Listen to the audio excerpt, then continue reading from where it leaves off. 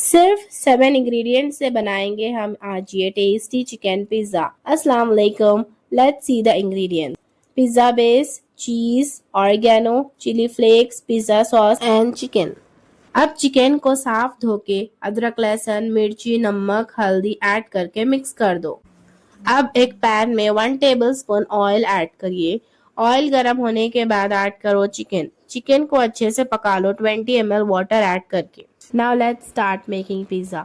अब pizza base ले लो, उस पर ऐड करो पिज़्ज़ा सॉस और अच्छे से स्प्रेड कर लो।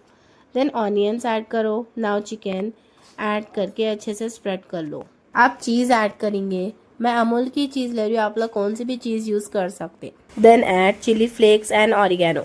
अब हम बेक करेंगे इसे ओवन में 180 डिग्रीज पर 10 मिनट्स के लिए। अगर आपको पिज्जा रेसिपी विदाउट ओवन चाहिए, कमेंट में, I will make it for you. हमारा पिज्जा अब रेडी है सर्व करने के लिए। Thank you for watching. Allah Hafiz.